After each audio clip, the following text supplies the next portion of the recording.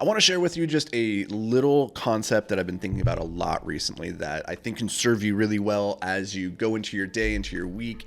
And let me tell you a story though. It starts with a couple months back in November. I get an invite from my buddy Hunter Thompson to go and speak at his conference called Raise Fest. This is where he brings together thousands of amazing capital raisers within the real estate industry. So these are some of the best and brightest minds within the space. It's an absolute honor. And he tells me, you're going to go on and speak right before Tom Bilyeu, who is a guy that I hold in really high regard as one of the best public speakers out there. And public speaking, giving keynotes, and getting on stages is one of my goals for the next year. Giving a TED Talk is one of my lifelong goals.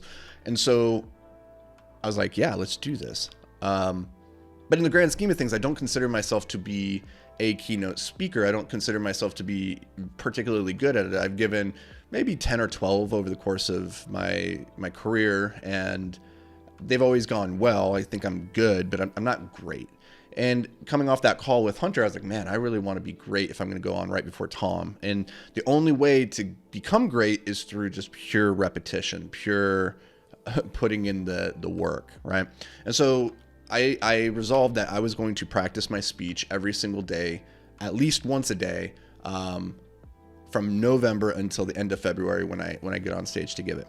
So for context, that's like over 100 repetitions going through this 40-minute speech, which is, over 40 hours of practice time. Like it's way more than 40 hours, isn't it? It's like hundreds. It's like 100. It's about 100 hours of rehearsal time, which is a few weeks of concentrated effort, right? And I told somebody this the other day, and they go, "Why are you practicing so much?" They're like, "That seems unnecessary." And the concept that I want to share with you today, you've probably heard it before, but just want to reinforce it because it is so damn important, is that amateurs practice until they get it right.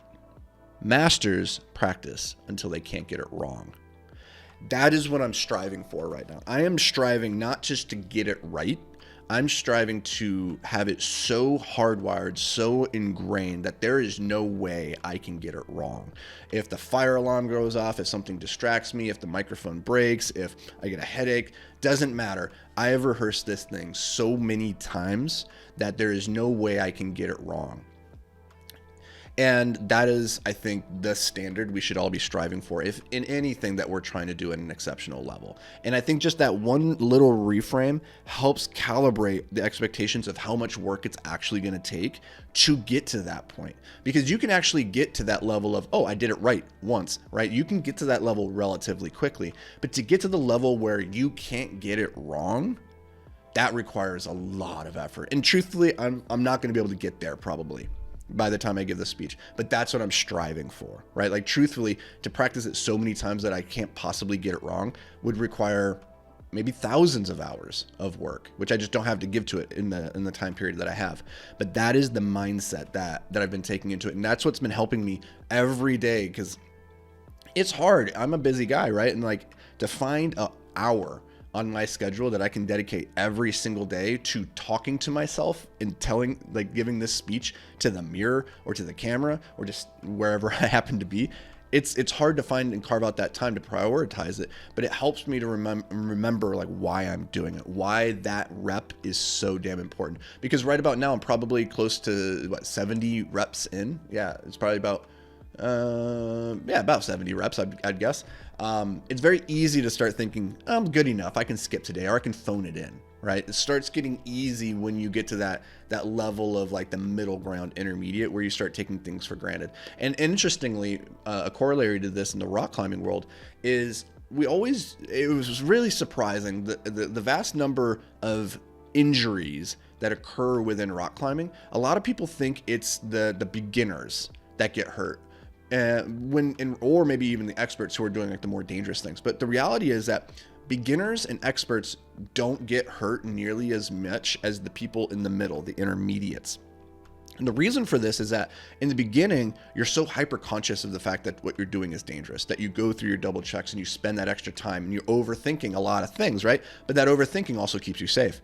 The experts, they became experts because they've done it so many times now that they can't do it wrong, right? So by default of the fact that they are where they are, that has created systems and processes that they don't tend to get hurt, right? But the people in the middle are the ones who have been doing the thing long enough to know what the risks are, and they've gotten a little taste of, oh, I've done it right a number of times, and then they stop being as diligent as when they're a beginner.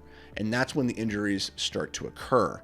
And if you survive long enough through those injuries, or you avoid those injuries entirely, then eventually you become an expert, right? And your systems for avoiding injury are such that you don't get hurt. But it's just really interesting in the same way. The reason we get hurt is because we start to overestimate the ability of where we are and thinking like, oh, I've done it right. That's good enough. And the goal when it comes to safety and rock climbing or giving a speech on a stage or anything that you're trying to do is to get so good that you can't possibly get it wrong. That's what you're striving for. At least that's what I'm striving for. So I wanted to share that with you. A little idea that you can take into your day with you. I hope it brings you some value.